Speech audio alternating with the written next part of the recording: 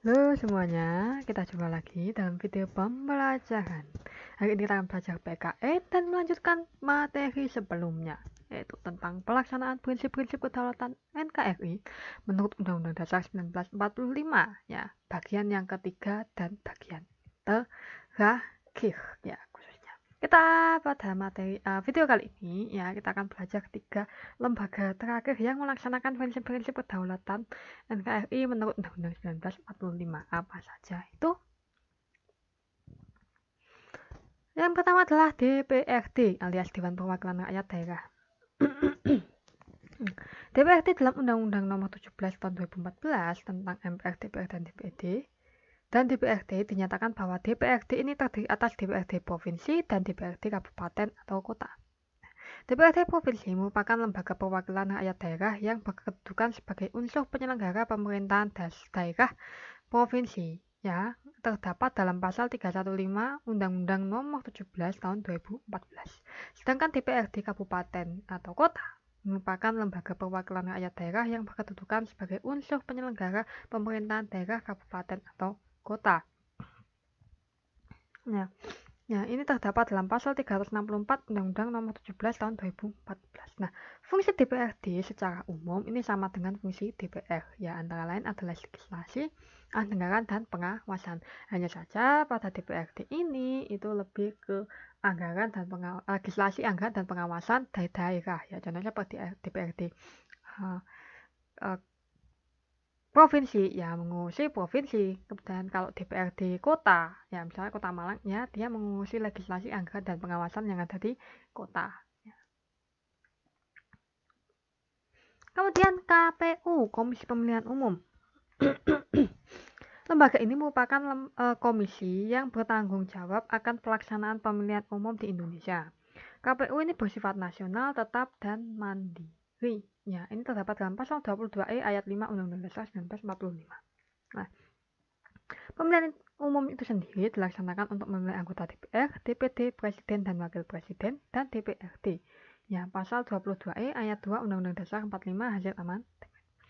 Peserta pemilihan umum merupakan partai politik untuk memilih anggota DPR dan DPRD. Sedangkan peserta pemilihan umum untuk memilih anggota DPD adalah perorangan. Nah, menurut Undang-Undang Nomor 7 Tahun 2017 tentang Pemilu, pasal 12 menyatakan kalau tugas KPU adalah sebagai berikut. Yang pertama, merencanakan program dan anggaran serta menetapkan jadwal. Yang kedua, menyusun tata kerja KPU, ya, KPU Provinsi dan KPU Kabupaten, PPK, PPS, KPPS, PPLN, dan KPPSLN. Yang ketiga, menyusun peraturan KPU untuk setiap tahapan pemilu.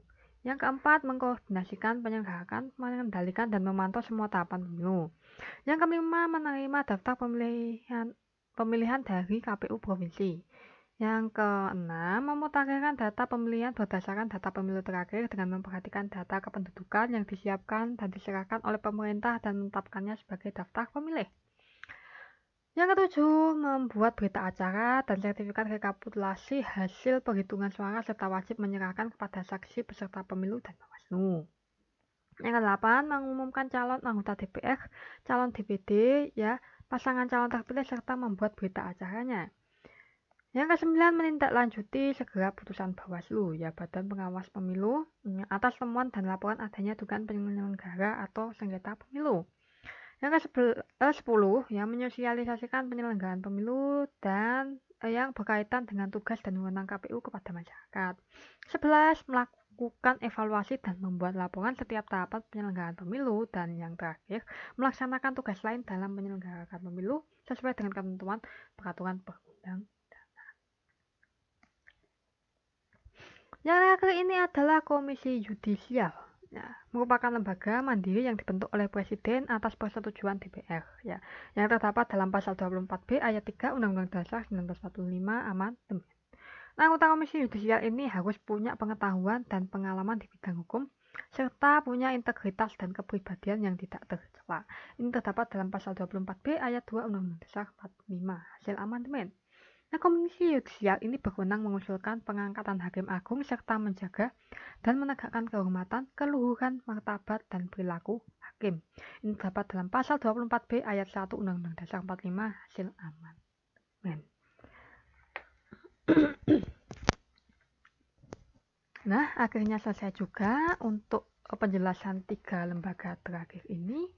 Ya, terima kasih sudah menyimak. Sampai jumpa di video yang lain.